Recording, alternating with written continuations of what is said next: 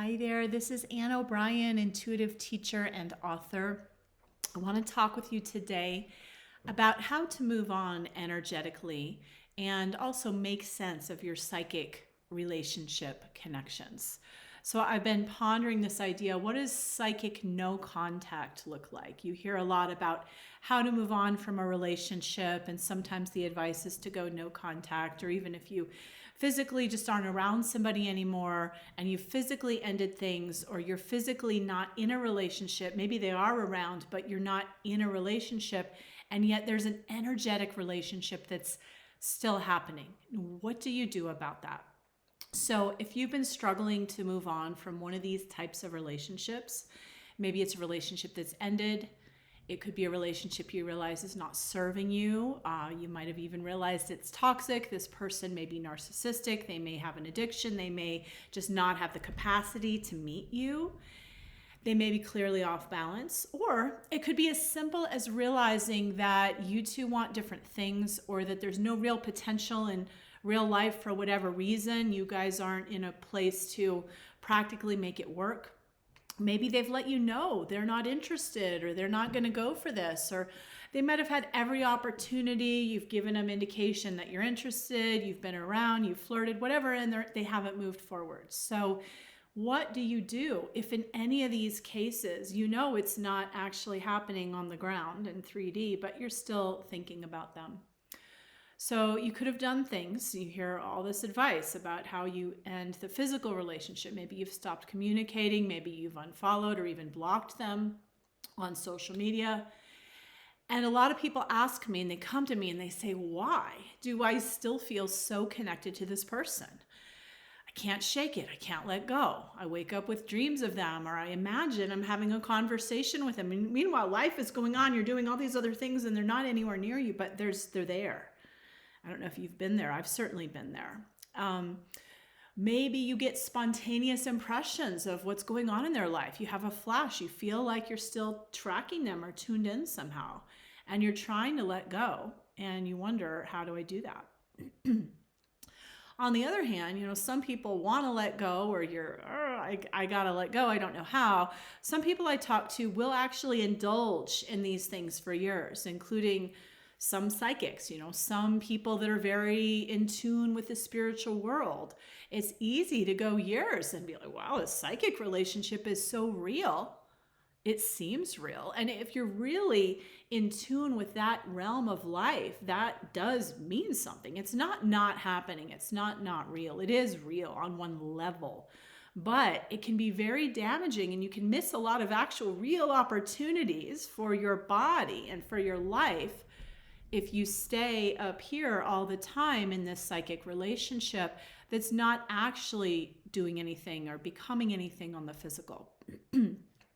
So how do you tell the difference between a helpful energetic connection? Because this is normal, right? If you're newly dating somebody, or there's energy flowing back and forth between you and somebody, or even in a relationship, could be a long-term or short, one that's new, one that's long-term, there is an energetic exchange. And that's the beauty of being connected to somebody, is you have these dreams, or you have these visions, you call them at the right time.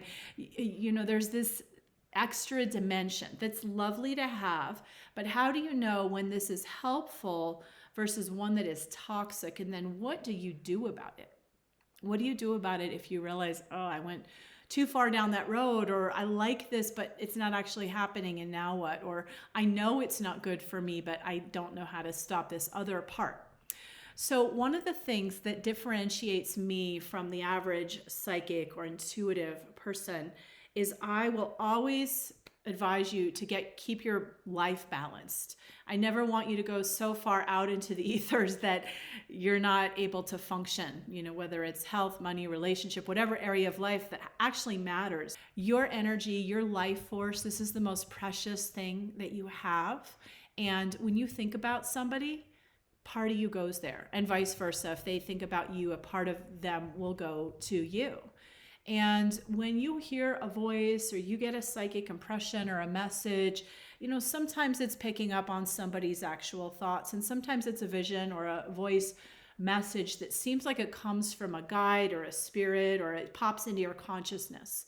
So I just want to say that spirits are not all enlightened. So if you hear a voice, you can ask, who is it? And why are you speaking to me? And really check in with yourself. Is this true for you? Or if you get a vision, it's sometimes people get confused. They think, well, if I got a vision, it's more important than my thoughts because this came from something bigger. This came from spirit. Well, spirit, I hesitate to say, spirit is not God, right? And some people don't like the word God these days, but God or the divine, the sense of like higher purpose, your higher truth, you can maybe liken that to your connection with the divine or God or whatever you like to use. But there are many, many spirits that are not in your highest interest. They're not coming from that place. Just like people, when you walk down the street, you're going to run into a lot of people, or you go talk to your friends, you're going to run into maybe a lot of different advice.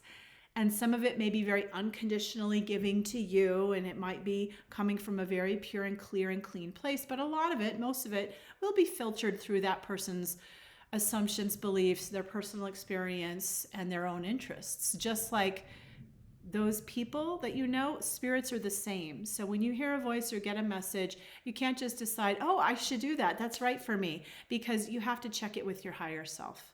So all that said, there are ways to shift your energy, and there are ways when you've determined a certain relationship dynamic or energetic dynamic isn't helpful for you. Here are some ways to shift it, okay? Because you can do all the blocking in the world. You can block them on every channel in the, social media and technology world, and they're still coming into your field. So how do you keep them out of your field? Number one, choose another image to focus on. So if this person or this scene or this dream of this memory, whatever it is, comes into your mind, it's helpful to pre-decide, what am I going to think about instead? So by the time you're fantasizing about that person or you're ruminating and trying to figure out what happened, you've already kind of gone down the rabbit hole. So maybe now, if you're in a clearer place, just decide, what would I prefer to think about? What would I prefer to visualize? And let yourself feel it. So that could be you happy with a new love. That could be you enjoying life or your favorite activity. It could be a scene that you enjoy looking at or that you picture yourself in where you're really happy, or even just as simple as a color or a rose or a heart or whatever makes you feel good. So have this in your mind, and then when that person comes into your mind, when that relationship starts to play out, just pop your awareness back in to this new image. Just shift your awareness to the different image. Use affirmations. So affirming, stating in the positive present tense, I feel, I am, I love it when, and state, it's not against the person. It's not, I love being disconnected, or, I hate their guts, or, whatever. It's not that. It's, I love feeling a real relationship, maybe whatever that means to you. Paint the picture and affirm it with words. And then you can record those words. You can put them up, write them down, and post them where you'll see them, or create a pop-up on your phone. But use the words to shift. And then you can read books. You can listen to podcasts. You can use mantras or sound healing or something that's just going to boost the vibration. It could be just ambient music. If you go on YouTube and look up sacred sounds or healing frequencies, there's a lot there, and just to shift you to a higher plane. So those are ways to keep that other person out of your field. And then in addition to keeping them out of your field, you want to bring yourself back from their field. So even just today, I worked with somebody who, there were two different men in her past, and one was in her space and she was clearing it, and the other one, she kept leaving her space to go to him, right? So it can be either or. So check yourself. Are they here or am I going there? And I'll give you tips either way. So if you feel like you keep going outside yourself into this dream fantasy, and one of the ways this tends to play out is if you see things or people that remind you of them and pop, you're out.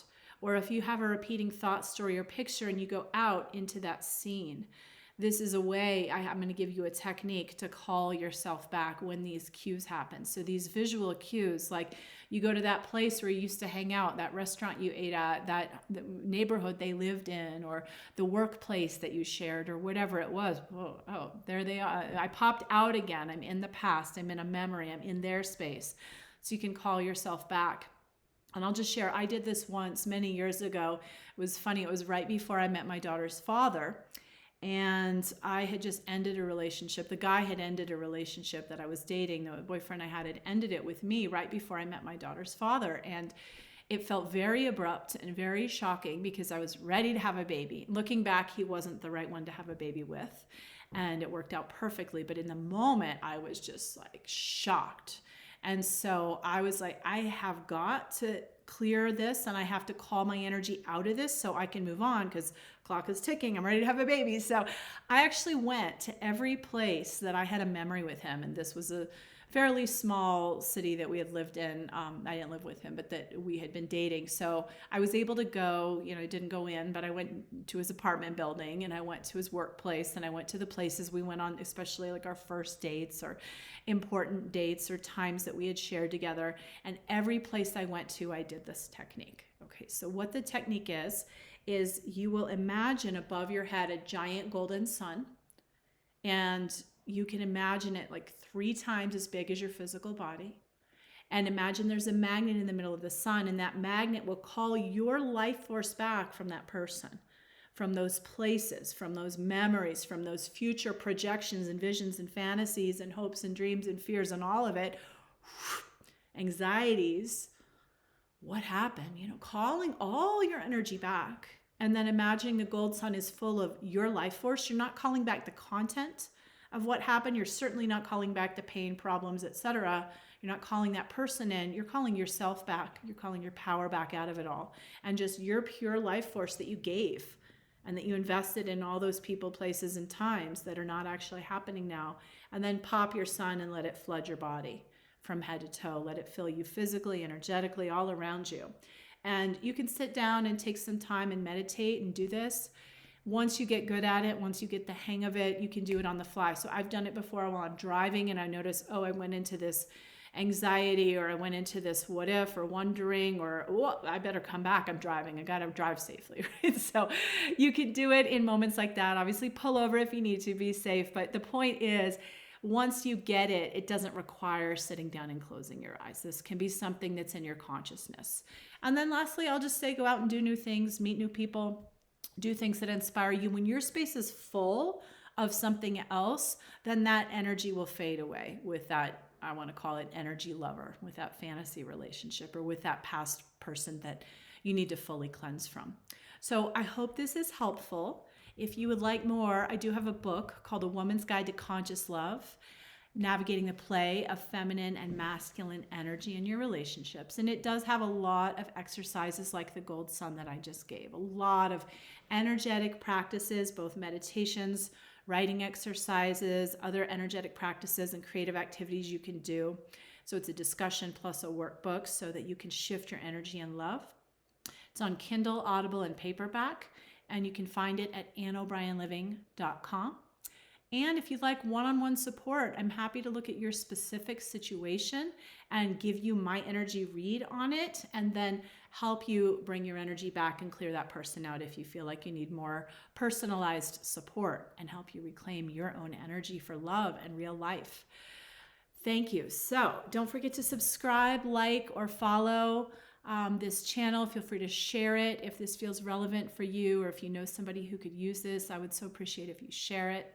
You can also sign up at AnnO'BrienLiving.com and get my top 10 tips to awakening your intuition. And this will also include some meditation exercises and different resources and tips and tricks for you to really reclaim your energy and balance yourself. All right, so that's completely free. That will also put you in the loop if you would like to know when I have a new video out or more resources, specials, and events coming up. So thanks so much. Until next time, have a beautiful day.